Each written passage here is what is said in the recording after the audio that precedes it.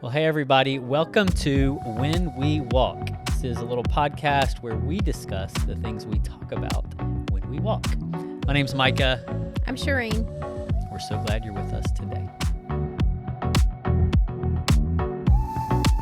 So Halloween Yeah. just happened, Mm-hmm. and I did not go out because it was 20-something It was degrees. so cold. It was know. so cold. It was so cold. And I think that actually caused, there was less of a crowd. There was less of a crowd. Mhm.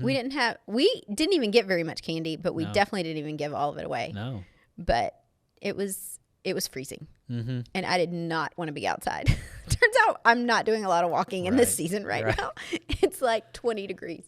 It's very cold. front. And so we got our neighbors were so kind to take our three who know. wanted to trick or treat. Or just two, Just actually. two of them. Charlie decided Mhm. not to, yeah. That was it. We're in a new season. Mm-hmm. Our little kids aren't clamoring to go running around the neighborhood, but Yeah. they still wanted the candy, Mm-hmm. which is a benefit to us when they bring home their candy. Yeah.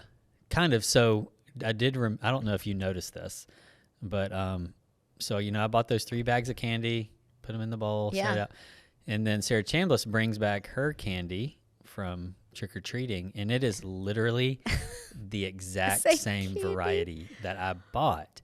And Oh, that's so great. because of the no color thing, I guess she just grabbed chocolates when she saw them. Yeah. And so it was all the same candy bars that I had purchased, and she was so happy with her haul.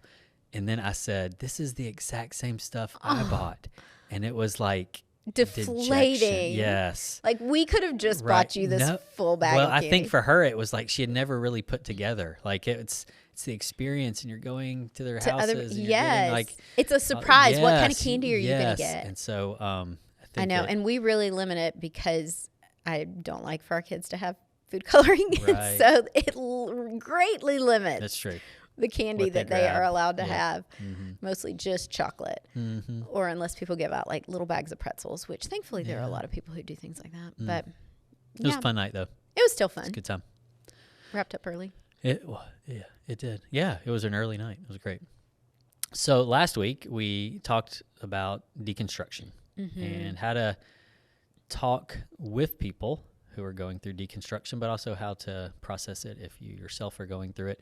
And one of the primary reasons that many people will deconstruct, or at least just struggle at some point in their life, in their relationship with God or in their relationship with the church, is because of what has really been coined church hurt. Yes. When you feel like whether it's a particular leader who, disappointed you, or all the extreme of like straight up Had a abused complete Yep. complete failure. you, or a Yeah. complete moral Like failure failure. Yeah. of someone that you trusted that Yeah. wasn't even the failure towards you as Right. abuse, but you just know about it. Right. And so, we just recently, another prominent Christian leader, Yep. some things came out, and it has been really, really hard on a lot of people. Someone that you just wouldn't expect. I mean, you Yep. never expect any of these things. And so it's kind of in the air right now. I think it can trigger for some people who have experienced some trauma at the hands of a church leader, or who have just benefited from the ministry of a church leader who eventually failed. Yeah. That can be a painful thing. Well, and I think it's hard too because now we are more global, right? Yeah. We have access to so many more. I mean, I remember back in the day, specifically, this church leader we're talking about, because their ministry had such influence on you and me. We had like tapes and CDs of his Yeah. teachings. Yeah. And so you had to go out and find, people to, and they, you chose for them to influence and be a voice in your life. But now, like, we have access to all kinds of people. Yep. And we have created more of a platform for people. And I think what happens is when people do fail or fall or, cause damage to others, it stings even more. And then it feels like it's an epidemic almost. And so I think this is something you and I have talked so much about on our walks, probably for actually a couple years. Yeah. Because, but here's the other thing. This isn't new. Like, people are sinful. Yeah. we experience people who fail us all the time. Yeah. But there's something that is just so jarring when it is a spiritual leader Absolutely. in our lives. Yeah. And so maybe speak into that for a minute, like because there are other leaders in this world who will do terrible things, and I don't think it like personally hurts us near as much. Yeah. But when it's a spiritual leader, right? When you hear about the Catholic leaders in the church who have, hurt, abused kids or sexually abused, and then it starts to feel like there's this epidemic. It really does become very personal. Yeah. Why is that? Yeah. I mean, I think when, the church hurt in particular, I think it's a, on an appropriate level, when we are underneath a particular spiritual authority, a pastor, a leader of some sort, who we have kind of placed ourselves underneath their authority, underneath their teaching, underneath their discipleship or their mentoring. There's a relational dynamic there where you are really making yourself vulnerable to this person emotionally. You are opening your heart, your mind, your soul, your spirit to this individual who you view as a conduit through which God will disciple you, teach you, train you, whatever. And there's a healthy level to that, right? There is. We're supposed to be in this discipleship relationship with someone who is hopefully ahead of us, right? In a certain way, and we give them a level of authority in our lives. Like Jesus did it. He modeled that. He asked his disciples to do it, and he wants us to do it. Yep. And so we're supposed to have that. Yep. But I guess that's where it gets messy of like, when is it unhealthy? And then maybe that's why it becomes hurtful. Yeah. Yeah. Well, I think you could then elevate that person then to on the same level as Jesus. They are your Jesus, or they are your God. And therefore when they fail, it really, you directly connect that with, well, if they messed up, then can I even trust God? Yeah.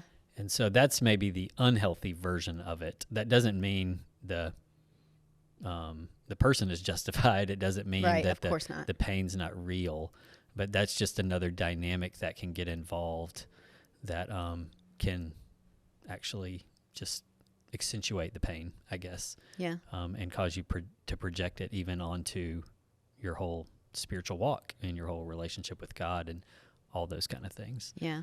But I do think kind of even in the healthiest of discipleship relationships or spiritual, leadership relationships, where you don't elevate the person to the level of God or whatever, anytime there's a failure, obviously if it's towards you, right, that's going to like a hurt or no abuse matter what.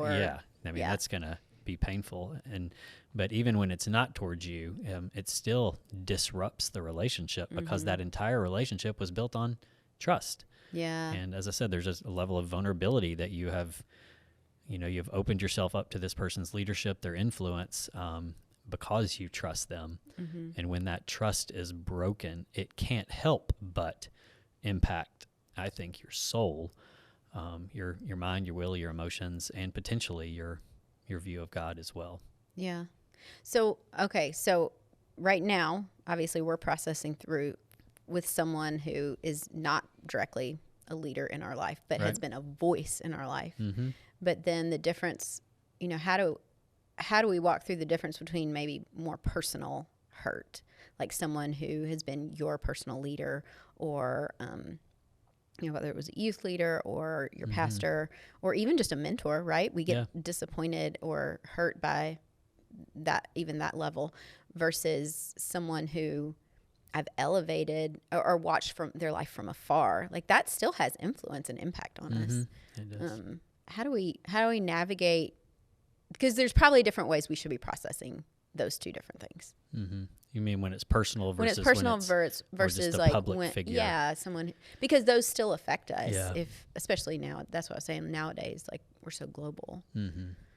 I think when it's a public figure, I'll address that one first because I think it's a shorter conversation. Yeah, that's true. I think when it's a public figure, I think we have to find this place where we can see what's happened. We can grieve the the situation, the victims of the whatever happened there. We can grieve for the person who is in sin or has a pattern of sin or whatever it is. But I also think we have to be careful not to feel the need to, or to get too embroiled in or drawn into feeling like I'm the judge and the arbiter of this entire situation. Oh man, because that's what happens. Yeah, we watch that. Yeah, play out. Right. Like I'm a big fan of like judging people. There's actually a place for that when it comes to brothers and sisters in Christ, and you can read about that in 1 Corinthians, I believe. It's, there's a place where we need to hold each other accountable. There's a place where we need to have judgment on each other's lives in a way, but that's done in relationship. When you try to apply that principle to someone who you don't have relationship with, you really open yourself up to more. It's not so much a godly judgment, meaning evaluation of a particular person who you know and love. Yeah. It becomes more of a criticism. It can become cynicism. It can become gossip. It can become slander. What if it turns out that it's not true? It's not even true. We don't know. And you've already like cast your judgment and posted about it on social media. So I think really the degree that we engage these things, I think has to do with the level of relationship. So I also think you talk about this a lot. We've talked about this a lot of like, you can't always judge someone's motive.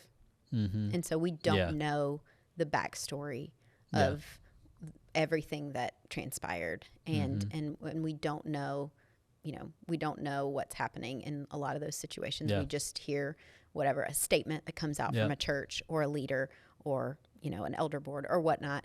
And we can jump to all these conclusions. We're not in any of those meetings. We don't know what the conversations, what the posture of people's hearts are, right? Like I always think about that. I'm like, we don't know yet. Are they repentant? Are they not? And we start to want to create naturally just something's evil and wrong and bad, and something else has to be like what is good in the situation and what is evil in the situation. And we immediately want to draw those lines. It's so just innate in us. It is like we are creatures of story. Like, so I think human beings, like, we think along the lines of story, right? Like if we walk across, taking a walk together, you and I, and we see a dead bird, like if we take a moment to think about it, we will naturally start to create an entire story. We'll look for the nest, or you'll wonder, did it get a disease, or does it look like it was eaten, and how did it get here, and why is it here, and do we need to be afraid of the bird flu or whatever? Like, I mean, we just start to create stories. And I think what happens when we hear about things that are happening really anywhere in the world, but we'll just confine it to church hurt or, spiritual leadership failure, we immediately just begin to create a story because it's how we think as human beings. And I think when it's outside of our relational sphere, I just think we have to be really careful about the story we create, because it may or may not be true. It may or may not be helpful, even the story that you might create. So that's kind of the public side of it. But the personal side, when you either know somebody, so let's just start there. You know somebody who had a failure. What do you do? Yeah. And I think that I've got personal experience with that. Yeah, you do. In my 20s, somebody who was a huge mentor in my life, who I just thought the world of, one of the first people to really pull me in and disciple me, had a moral failure.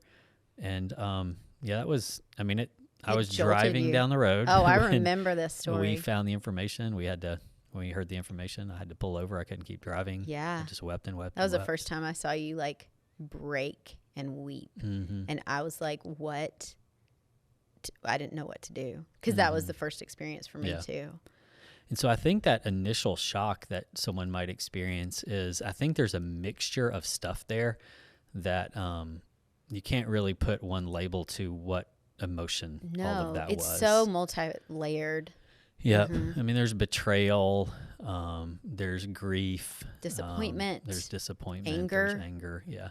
So it's usually kind of like a cocktail of emotions right off the bat, that I think it's important that you find someone to talk to, right? That you begin to process those things, I think the two ditches, we always talk about ditches. They're never usually where you want to land, are, hey, we're all sinners. It's no big deal. I just need to have grace and move on because God has forgiven us. And or it wasn't, like in your case, it wasn't directly done towards me, so it shouldn't affect me. Yeah. I've heard people say that before, like, it's not a big deal. It wasn't towards me, and almost brush it off. And I think that's a dangerous so to thing. make too little of it, or then the other side is to make too much of it, and to assume that therefore anything that they have contributed to your life or to your church or to the kingdom of God or anything is now counterfeit because of this particular decision they've made or this pattern or this habitual sin in their life. And so then it becomes like, was anything real? Like, how could that aspect of who they are be God, but them still be such a sinful person? And and so then you just kind of throw out everything. It's like you've canceled them in your life. Yeah. And all the work that God has done. Yeah. It's like you struggle to even see it. Was anything real? Yeah. Was anything worth it? Yeah. Yeah, that is definitely, I've seen that. I think you probably even walked through different waves of that for yourself. Yeah, and I think it's okay that you might, when you hear news like that, you are going to probably drift into one or the other of the ditches. Just depending on how you're wired. Yeah. But the goal would be that you wouldn't stay there for the long haul. Like you're going to either just be at first maybe out of self-preservation, oh, it's not a big deal, God forgives them, or out of just pure anger and grief, you're going to just completely write them off and potentially even write God off. Yeah. Of like, well, he's not even real. He's like, is he even using people? And right. why would he, like, all that? So I think you're probably going to fall into a ditch at some point, and the hope would be that you can process with people and get back on the road.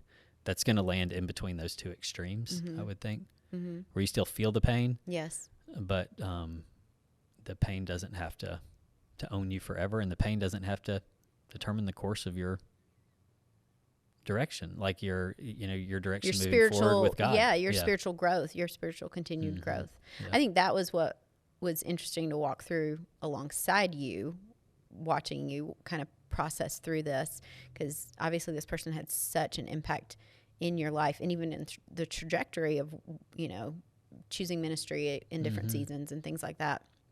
But I think watching you walk through it and knowing like you had great community that you processed this through with. And thankfully, I mean, we weren't directly involved in it. So it wasn't like it was right there in your face. You were enough removed that you were able to process kind of outside of it in a healthy way. I wonder if it's harder if you're still like feel like you're stuck in it. For some people who've it's been a personal hurt, if like you're still in that community or that person's still in that community, if that is what makes it feel even more like it's hard to process when you're still directly connected. I think at that point there is a healthy like, okay, there needs to be some separation here, right? Like I think that's why some people do need to say, I need to step away from church for a little bit. Yep. But I think being careful, I mean, having the right community around you is really key to processing all this. I think counseling is great. You didn't have a counselor at the time. It was just like you, me, and community processing through. But like having good counsel, having the right people who can understand what you're processing, whether you've been the one directly hurt or you just watched someone that you value and was a leader in your life kind of fail or fall. I think you have to have the right people to process. Yeah, you do. And I mean, that we talked about that with deconstruction, like the community that you process through could honestly make or break where you land. Absolutely. Yeah. Yeah. And I think that's where, I mean, we say it all the time here, having a good counselor who can help you way more than anything we could share here. Right, of course. Someone who could really help you dig into kind of your emotional makeup and how this stuff is impacting you and your relationships. I think that's a great step. But I also think, I mean, then you mentioned this, you have to have some boundaries at that point, like especially if they're still in your community. Right. You've got to set up boundaries because you don't want there to be further pain. You don't want there to be further either abuse or broken trust. So you do have to set up boundaries, but the other side of that is you have to be careful not to isolate, which I think is what you're getting at, because what isolating will do is it will keep you from further hurt What isolating won't do is bring you healing. That's so good. And so, we get hurt by people, and we also get healed through people. Yeah. And so I think people forget that. Yeah. Because it's people that cause them pain, Mm-hmm. or they'll say the church, caused me pain, or the leadership caused me pain. And the idea of ever getting back into that community, and it doesn't have to be the same one, but into that type of community, or putting themselves under leadership again, is scary and painful. Yeah. But I think you're right. Like, we have to be aware of the community we're surrounding ourselves with as we're processing. Yeah, because there has been kind of a growing trend at times of where people will say, well, you can't trust people. So I'll follow Jesus. I just won't be a part of the church. Oh my gosh, I cannot. And so, can I say I cannot stand that? Well, it's coming from I a understand. place right. of I don't know what to do, but it Yeah. doesn't Yeah, I get it. necessarily bring the healing that people think it will bring. Again, it might isolate them from further hurt at the hands of people, but it also won't bring healing. No, and it's not the way of Jesus. Yeah. I mean, No. he was in community. Right. Yeah. He didn't want people ever to be isolated. Right. And so you might have to find a new community if it's Right. that bad. Right, if it's that bad. Yeah. But to say, therefore, I can't trust any community, which is what pain wants to tell you. The enemy wants to isolate us. Yeah. So I think you do have to. You might find a different community, but I think you have to have one. It's not that I think you have to have some kind of community, because I'm just convinced that's how healing will come back into people's lives. You'll have to learn to love again. You'll have to learn to trust again. You'll have to learn to be vulnerable again. You'll have to learn to open yourself up to people's voices again, because we can't live life without any mentorship, without any discipleship, without any instruction. We can't grow that way. I know. Yeah. So, I mean, I think I would say this: if you've experienced church hurt, whether it's direct abuse, to me, that's a different, this is a different level. I mean, you talk about getting a counselor, yes. You talk about setting clear boundaries, you talk about really learning how to process trauma, Stepping away heal. from someone or something. Yeah. And the good news with that, as terrible as that is, the good news with learning how to do that well is, if you have experienced trauma, is that the type of trauma that has the greatest impact on people, and this is just proven, the type of trauma that has the greatest impact on people is the unprocessed trauma. So even if you've been through some really, really hard things at the hands of a leader, you can be healed from that. Yeah. And you can come through that with proper counseling and community, and keeping your heart open to the Lord, because He is the ultimate healer. And so, so as far as that goes, I mean, that's a intense topic that we don't even have the expertise to get into all of that. Of course not. But as far as those who have, had trust broken because there's been spiritual failure in their life, or a spiritual leader has failed in their life, I think there's a healthy path that got these two ditches, and many other ditches probably. You could put labels on those two ditches that you're just going to kind of fall into along the way. But if you stay in community, over time, healing will come, and you can be solid again. And so in my experience, it was probably a cocktail of emotions that first time when I heard it. At the time, this leader lived, miles, states away. Right. So I didn't see him very often. And so I remember writing him a letter. I remember we never really had much communication about it at all.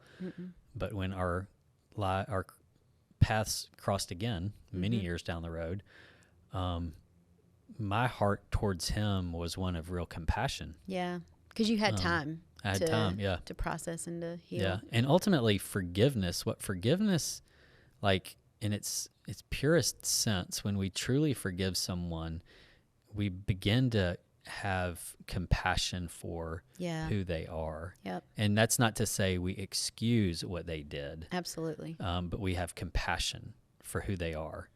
And I think I had come to a place of full forgiveness, because you do. It's weird to think that, but you do have to forgive, even though it wasn't done against you. Oh yeah, you totally do. You have to forgive, because that's part of the healing for you to be able to say, I can trust again. Maybe not this person necessarily, but I can trust someone in that role in my life again. Yep. And so, so over time, forgiveness, and then when our paths crossed again, there was the potential for reconciliation. Yeah. And we processed. Which we know is not always true for everyone's story, Mm-hmm. but it happened to be for yours. Yeah. And we're in a great relationship Yeah. now. And I super think close, and he's a great voice in my life. I know, which I think, I mean, some of that too is because of the posture of, that his heart took and his path, his humility, his humility, his owned repentance, everything, sought forgiveness, and that really does that does help make forgiveness easier in some ways, because that's not always the story for everyone, but yet forgiveness is still something we're all still called to. Yeah. So I know that can be hard. I think the other side of, whether it's someone personally, or I think even just afar, because we've dealt with that even a lot more, I think you still have to walk through some sort of process.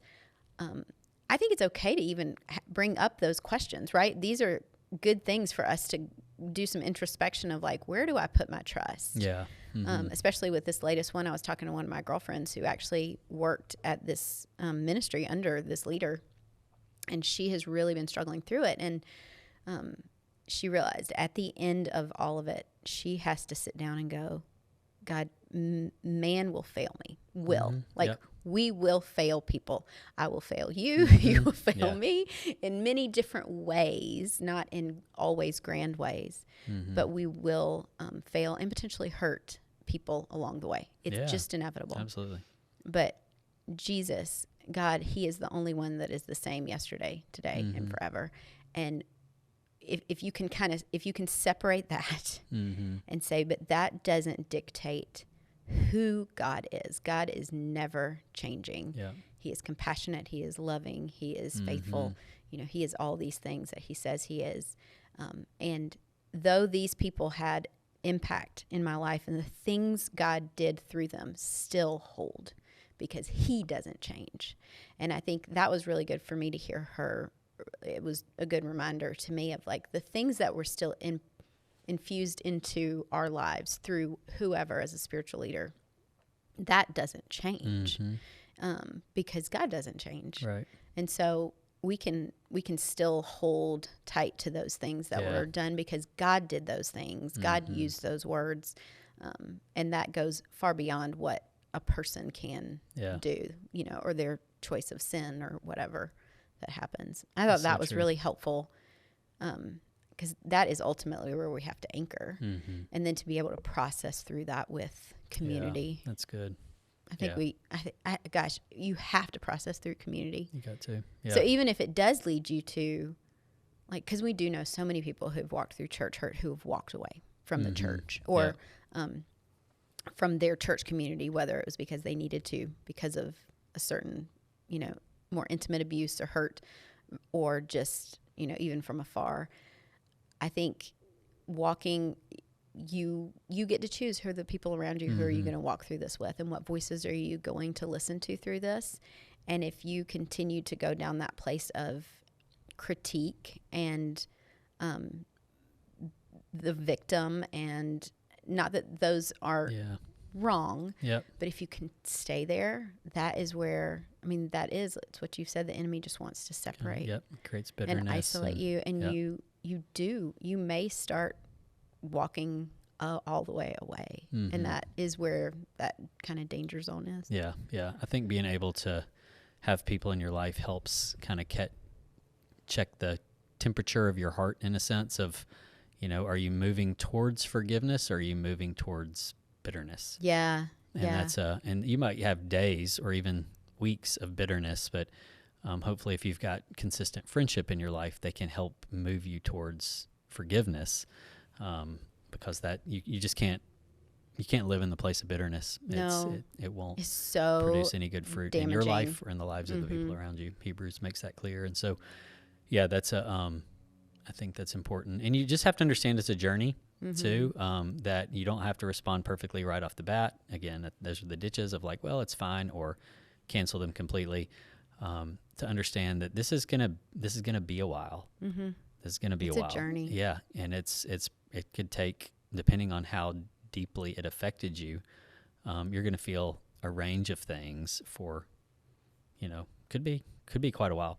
But just being clued into it, having people in your life who are also clued into it and the impact it's having on you, I think is really important. I think being careful not to just project whatever you saw in that person and just assume all church leaders are going to be like this. They're all going to let me down. Yep. It can tend to feel like that in our world right now because we are have access to and to see, the fall or failure of so many leaders we love and grow to trust, but instead and say, nope, that was just a broken person who Jesus can still redeem and restore fully.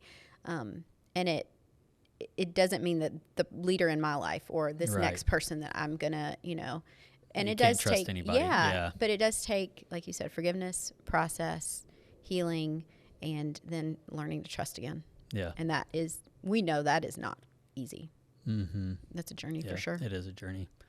So I mean, unfortunately, this is a pervasive thing in our world today, sadly, and we could have a whole nother podcast on talking to the leaders about how to avoid this kind of stuff, how to handle it when you do fail. But hopefully for people listening, this is a good, just maybe gives some guidelines on how to process the pain, because it's real. It is. Unfortunately, it's happening. I know. It's a good conversation to have, though. It is. So just to wrap up the Halloween season, favorite candy? Okay. What's your favorite candy? Well, what do you look forward to? I don't really like candy. Right. I never have. Yeah. I like chocolate. Yeah, you do.